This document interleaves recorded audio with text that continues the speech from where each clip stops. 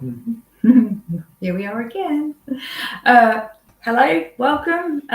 This is another session of our crazy, ambitious plan to work our way through the primer. And we are going to be looking at chapters 10, 11, and 12, sort of, not in any particular order. We're just going to see how we go. We're going to talk a lot about the Anunnaki today, aren't we? So that's our plan. Thank you for being with us. If you have questions, as always, there is the chat box. Hopefully you subscribe to the channel, which means you can type in that chat box. And if you can, and you have a question, if you just write the word question in capitals and then the rest in normal type, then hopefully that alleviates all of the YouTube bugs and we can actually see your question. Don't try and copy and paste it. It won't work. And nor does typing all in capitals, as we discovered last week. So this is an ever increasing learning curve for us on this platform. And thank you for bearing with us as we do that. Yeah. Okay, so we hope you've been good and you've read your chapters. Somebody have you been good? Yeah, but I tried. Yeah. Good. All right then. So, like I said, the reason why we're going to focus on the Anunnaki is because in these particular chapters, there's quite a few direct quotes from their sittings where they talk about the creation of spirit realm and all sort of spirit realm related bits and bobs. And so it kind of seems daft not to talk about your connection to them. Daft. Yeah, daft. Like okay. That makes perfect sense to me. Does that make sense to you? That makes sense to me. Give me some words of encouragement here. Hopefully everybody can hear us talking okay. You can give a thumbs up if our volume's all right, and some indication that you're out there in the ether. That would be good. Okay. Where do you want to start? At the beginning. At the beginning. Okay. Now you could be here for a while. All right. So we all know that your connection with the Zetas started when you were born, pretty much. But what about the Anunnaki? Like, what happened? What's the timeline with that? So it takes a while to develop communication with a race. That's the first thing. What you want to then try to do, if you've got evidence communication, which is what you're looking for, if they then introduce you to another race, that's basically called transitive trust. So if you can trust, person A, then you can hopefully trust person B. When the Anunnaki came through, it was a pretty sort of stunning the way that they came through. Normally, when you speak, obviously you just use your own voice, but when they came through, they spoke in multiple voices like a choir. Yeah. And they said this. All the words were all the same. And what were the words? Well, interestingly, they were speaking in their own language. They weren't English words. And it was Sumerian, I believe, and we recorded it, and then we had it phonetically. What do they call it? Translated. Yeah. Yeah, well, it's kind of it's not a straightforward translation process with ancient languages, obviously, because they're not spoken anymore. But we it's a staged translation process. But maybe we can come back to that in a little bit. So then, I was going to say, do you want to talk about the very first time they came through, and then we can maybe discuss some of the sorts of things they've done to prove who they are? So when they came through and they were speaking, the people in the room were able to speak in English to them, but the Anunnaki spoke in their own language back to the people in the room. Of course, I don't know any ancient Sumerian, because of course that's everybody studies that, don't they? And the energy in the room was so strong that people felt that they actually were sort of held in place in their chairs and they couldn't move. Some people describe it as being pinned into their chair, but that was only because the energy was so strong in the room. Yeah. Okay. And at other times when they've come, and the Anunnaki have really got an amazing personalities. I think they're really quite good. They laugh a lot, and they like to do things. So they may turn the lights off and on in the room, and if you ask them to do it, they'll do it as well. So there was another time they made my hands glow blue, which we have on video. As well. So they're pretty interesting, Rose. Yeah, I mean, seeing as we've talked about their language, I'll just say that was the first thing they spoke through you, and you gave me the recordings a few years ago. Anyone that doesn't know, I was an archaeologist for a very long time, several decades, and I was able to do that translation process. Now, when I first listened to the audio recordings, neither of us realised what we were listening to. We knew that that it wasn't English being spoken, but as a trance medium, it's always a bit disconcerting when you hear languages that aren't your spoken language being spoken in situations, in seance situations. So is it my own mind to just come up with gobbledygook, or is it actually something being spoken? Well, the thing is that a lot of people that are channeling now are just using what they call light language, but there's no way that anybody can actually really it can't be translate that into anything.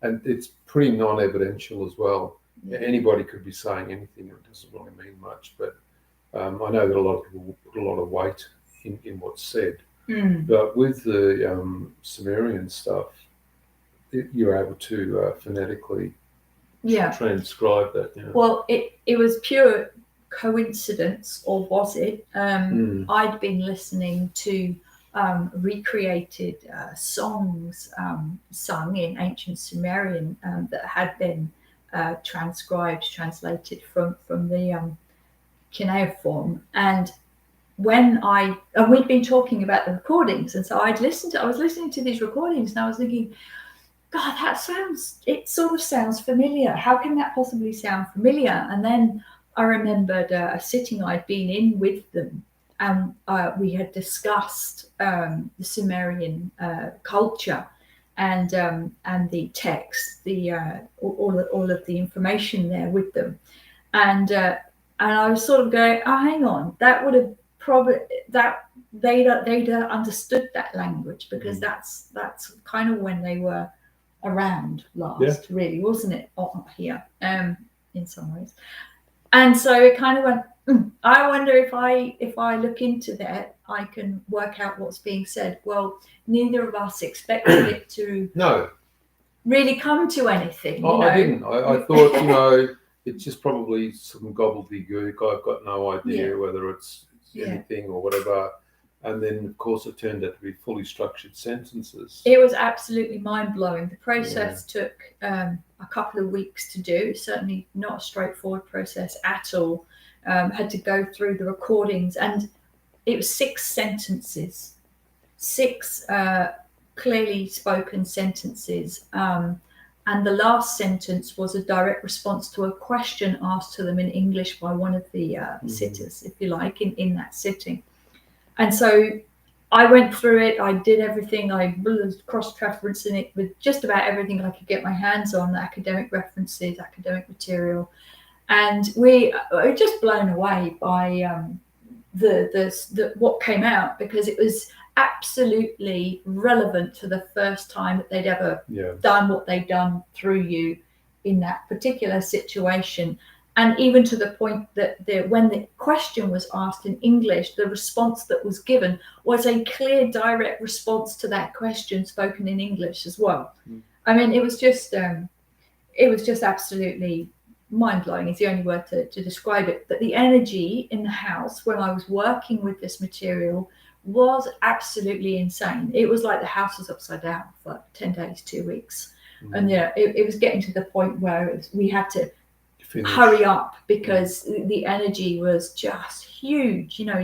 There's no doubt in my mind that I had help working that out. Yeah, of course. Absolutely no doubt in my mind at all. Well, I couldn't help you with it, so.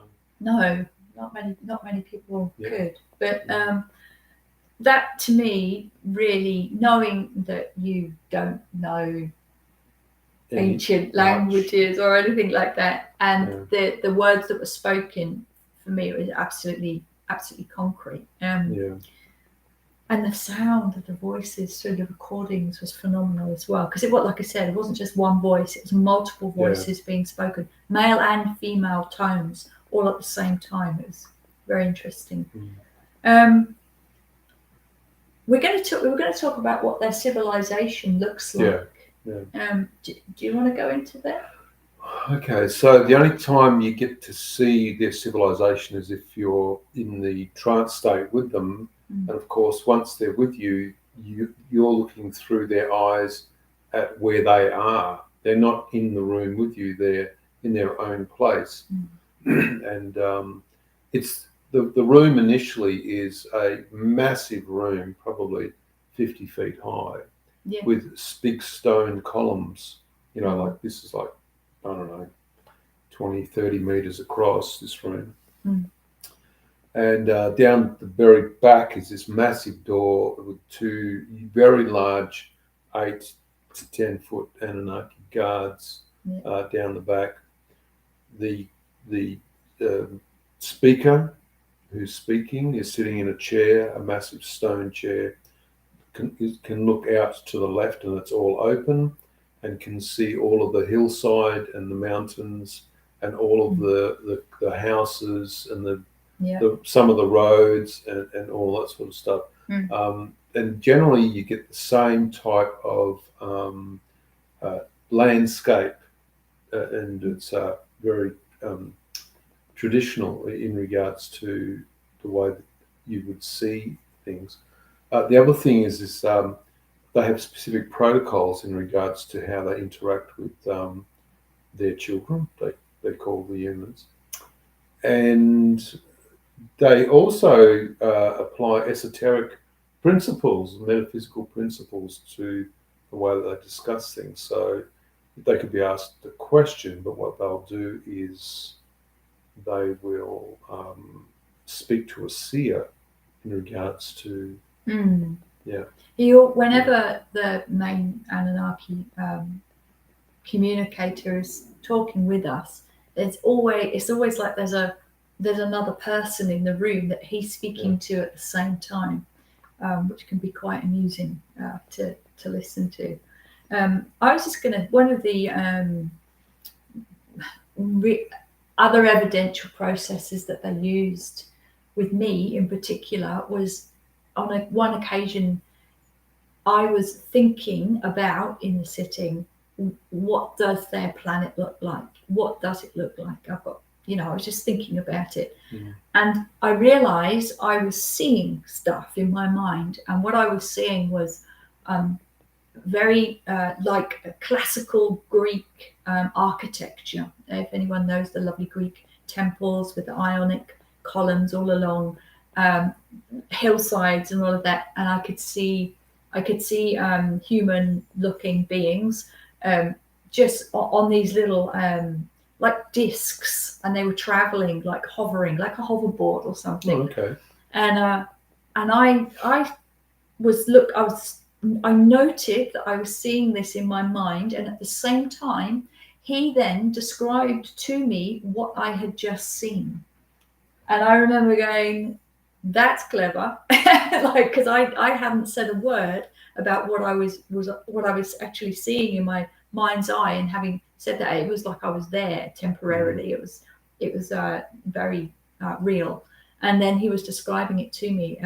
So yeah, like ancient classical Greek architecture is what I saw, and what you described would be like the inside of one of their, one of the bigger temples structures. Sure. So what about the tribes? How does their social system work? Their social system's based around 12 tribes, and each of the tribes has a king. And each of them wear what's it called when they have a specific Like a headdress. Yeah, not a headdress, but just like a Like a symbol. Was it? Like there's a name for it though. I'm not sure what it is. We've forgotten the word. I've forgotten the words. Like a sigil. Sigil. Yeah, a sigil. Yeah. Yeah. Okay, we'll go with that word. Yeah, and the interestingly, I often watch when I watch some of the Stargate movies. I think I've seen some of this stuff before with the Anunnaki. Yeah, it's not too far off. Yeah, some of it, is it? Especially the Egyptian-based stuff. And how do those 12 tribes relate to, or the 12 kings, the 12 kingdoms relate to the early human civilizations? Well, when the Anunnaki created humans as subservient race to them, they then, before they left the planet after training them, they left 12 people in charge, and that's how the 12 tribes came about on planet Earth. Okay. You mentioned Egyptian things. Yeah. Okay, so that's kind of a quick overview. Yeah. Oh, here's a good question for you. What do they say about the gold? Because the classic Anunnaki thing is, they came here to take the all gold, the gold out of your teeth. That's right. They created humankind to, for the gold. Yeah. A lot of people also say that they are mining gold to aerosolize it into their own atmosphere to help them to breathe. But the Anunnaki have told us that that's actually just not true at all. No. If they wanted gold, they've got technology where they could easily just mine it. They don't need anyone to mine it for them. They also don't need to come to this planet to mine gold either. There's plenty of planets that have varying different types of minerals on them. Yeah. So why did they? Why did they do what they did? What did they do? They created humanity. That's because that's what they do. And so from their perspective, they've created multiple hominoid species right around the, universe? No, not necessarily. More about, it would be the galaxy. Okay. Yeah, because they're in a 3,600 year elliptical orbit around the sun. So they would be able to populate as they go around. Yeah. Very interesting. But they've told us what they did is that they took an existing hominoid form and genetically altered one that had already been created. Yeah. Well, you would, because you'd want a being that was able to exist in this oxygenated environment rather than trying to reconstruct the bipedal biological organism from the ground up. You could just take DNA from being that already existed here, was able to eat the plant life, whatever. And that's got to be easier than adjusting the biosphere as well. Yeah, well, who wants to adjust the biosphere? Yeah. Something I did it last week. It was hard work. Oh, really? Did you? Oh dear. But that led to another question to them, really, didn't it? So they said, no, we took an existing created form. And so my question to them was, well, who created the form that you then genetically altered? Other races. Other races. Yeah, so the other races were using the planet as like a testing environment. Yeah. To see what type of species they could get to exist within this biosphere. Yeah. And because of that, some of them weren't too successful. A lot of the initial beings obviously were based in reptilian DNA as well. Yeah. And so the Anunnaki, they've got I think it's a very small percentage of that. That's why they also say that humans are also based around that level of DNA as well. Yeah. But they didn't, I guess in some respects, they modified the DNA of humans to reflect how a race would look on this planet, being if the Anunnaki lived on this planet. And so, of course, we have humans, and we have multiple races of humans as well. That's true. Yeah, absolutely. Well, that's what they've said.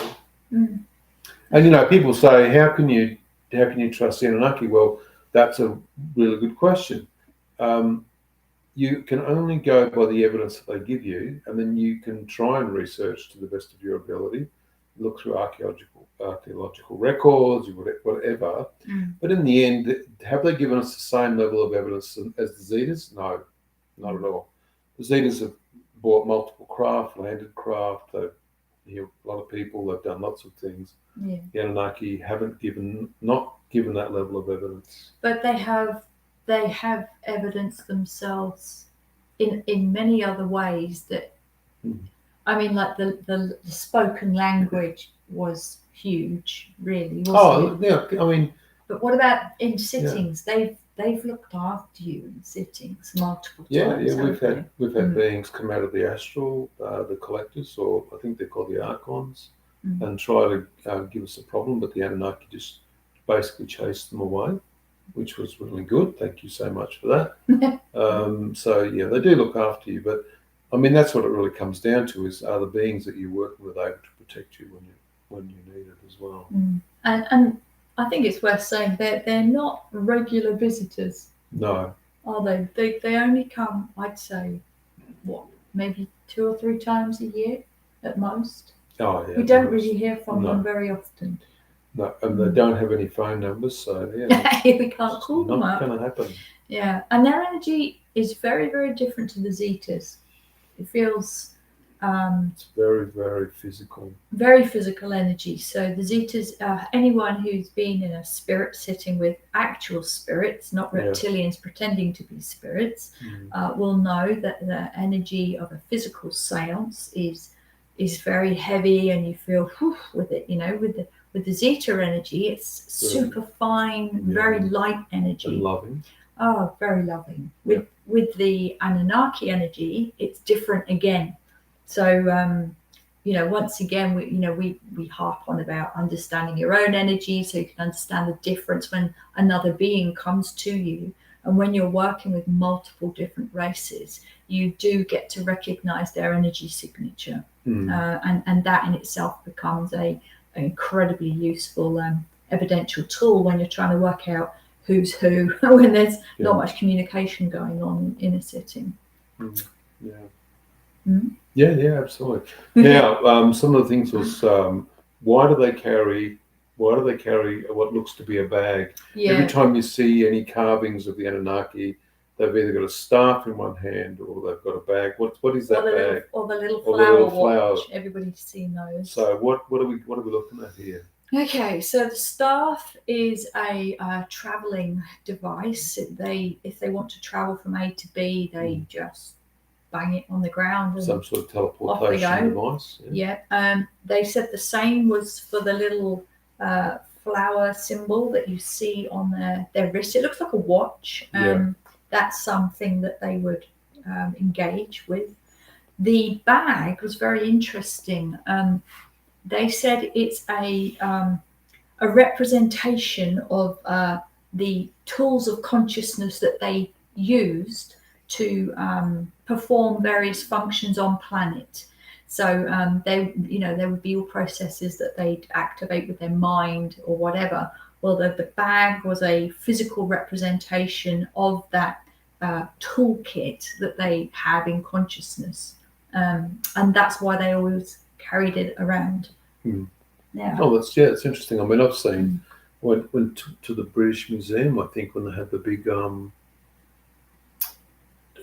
display on with all the Sumerian stuff. Oh, that's a permanent display. It was amazing, and they had these very long corridors of big slabs of stone. With all the carved Sumerian stuff on it, so it was pretty good. Yeah, it's awesome. If you're ever in London, do go to the British Museum and have a look at that stuff. So with the development of the human race, obviously they were developed as subservient to the Anunnaki, but the Anunnaki said that there was something about this planet that caused a genesis process, an effect where the beings that had been created, the hominid beings, actually started to develop a level of consciousness where they understood that they were sentient within themselves.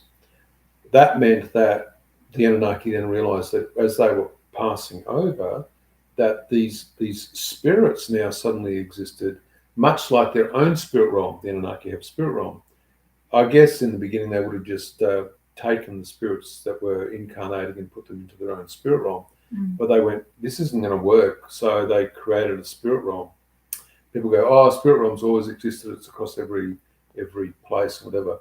But if we think about it, if spirit realm exists everywhere, then when spirits come through, they should be able to logically evidence other races as well. That's right. But they can't. So if you talk to a medium and a spirit's speaking through them, the spirits will go, we don't have access to any type of extraterrestrials.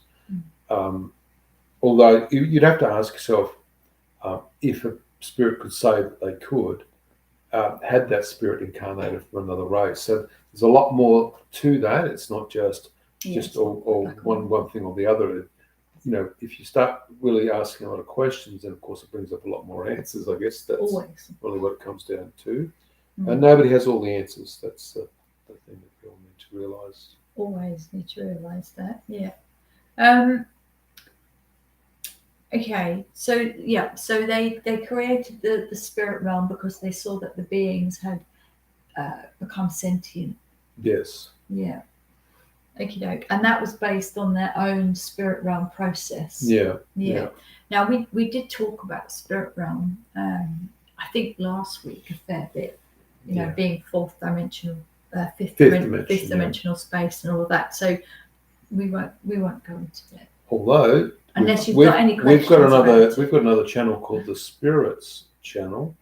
Yeah, we have. Yeah, the Spirits channel. It's new. And I've just uploaded a video on there where I was in a local establishment, and there's actually spirits in there, and everybody that works there can see them as well. It's a very interesting place, but that's just something I'm seeing. Don't give it all away. Don't give it all away. Okay. Okay, so we've talked about that. I'm just looking through all the regular questions. Okay. Do ET enter spirit realm, or do you want to ask that question? Yeah, I mean that's on our list. Okay, ask that one. Yeah. Do ET enter spirit realm? No, but I would say that there's a lot more to that question. So if we think of spirit realm, then we think of the oversoul within spirit realm. And then we think of the exit and entry points, which are called the nexus. We know that celestials can enter into spirit realm. Now, they're not extraterrestrials, they're interdimensional. So it would be splitting hairs to say that they do or they don't. But, of course, they're of such a high nature, I'm not sure that they would affect spirit realm in the same way that I can't say lower level density, but a three-dimensional race entering spirit realm would. Maybe they have much greater capacity to not affect. Or control, absolutely. They're able to heterodyne downwards as required. That would be a really good question. That is a good question for them, absolutely. Yeah. Okay, here's a question we always get asked. Why are the Anunnaki often depicted with animal headdresses? Because it's a representation of their tribe, their clan. Yeah. So. Yeah. Okay, and you've already talked about gold. Yep, lots of gold. Yeah. The Anunnaki are quite funny when they talk about that. They go, "Oh, of course we've come for gold," and they just laugh because we can't find it anywhere else. And you know that they're joking because they just are laughing as they say it. It's quite humorous as well. Yeah. Okay. Yeah. Okay, well, unless anyone has any questions, I think we'll just continue on. Yeah, we were going to talk about the chapters 11 and 12. Talk about fields. They talk about threads and fields, informal threads, formal threads, informal fields, formal fields. Yeah, informal fields. Yeah. Informal fields. There's a lot of them. Yeah. Too many fields and threads. Yeah. Do we want to just say a few words about that? Maybe just simplify it. Oh, I don't know if you can. I think that's people have to actually read the book. I don't think it's that simple. But if you think about informal threads, a formal thread is the oversoul. When a consciousness is individuated from the oversoul to incarnate, that's classed as an informal thread. Yeah, so formal fields are based around quanta. So, in the end, you probably really do need to read the primer of the Zeta race. Why did the Zetas assign these assign this terminology to what we call higher self and the oversoul? Why did they do that? Because when William Treat, the retired government scientist, was speaking to the Zetas, as are other people, they needed to develop some level of structured language or understanding where they could actually interact with humans. I think that a lot of people believe that these extraterrestrials actually just speak normal English or any language and everything's fine. But when the Zetas first started coming through, there was a lot of problems with word association. They wanted a lot of things to be brought into the room, such, like we had a bird, they would bring that into the room. They wanted our cat to be brought into the room as well. They wanted clocks to be brought into the room. They wanted to study everything. And of course, everyone was safe. It was never a problem. And they would, I think it was a long time, a few years of word association. And you'll notice also, I think it's in the primer and the Zeta interviews, that we haven't been able to establish what the actual word was. William just put X's because we just couldn't work out what the words were. I'll give you an example. They've been using this word extensualized for a long time, and I started to query this word and sort of looked it up and couldn't find it anywhere. And from their perspective, they're talking about you as a person with your consciousness. When you extend yourself in consciousness, you are realized. And so they created these new words, extensualized, to extend, but to realize, because they couldn't find a word in the English language that would perform the same function as they needed to discuss. So, who or what is doing the realizing? The higher self is to extensualize your consciousness and to realize that potential. So you could liken it to, you've stepped out of your body and you've astral traveled and you're standing in consciousness in the astral. That means you've extended or extensualized yourself into another space. This is what I mean. Like, if you look at the movie Arrival, they spend a lot of time trying to work out what is a standard vocabulary between humans and another race. It's actually one of our favourite films that has probably one of the most realistic responses to what would happen if an extraterrestrial race landed. Arrival is a very good movie for sure. Yeah. So we've spoken to the Zeta and the Anunnaki about I don't want to say the problems with spirit realm, but the issue with spirit realm, in the sense that the Anunnaki said that they never expected humans to develop in the way that they did and expand in consciousness in the way that they did. It makes you wonder, if that's what their expectation is, then what are the human species like on other planets? If they haven't, if there was something special about this biosphere that caused life or sentience, consciousness, but it doesn't exist in other places, what are those human species and races like? That would be very big question. A lot of good big questions there for sure. But that's why they introduced the gateway, isn't it? Yeah, well, because of the Zetas did. In conjunction with other races. Well, the Council of Nine introduced the gateway, which is the function for traversing from realities into other races. So a hybrid will traverse through the gateway back to their own race, but if a hybrid chooses to bring with them their earthly experiences, they're held in the transitory state within the gateway environment.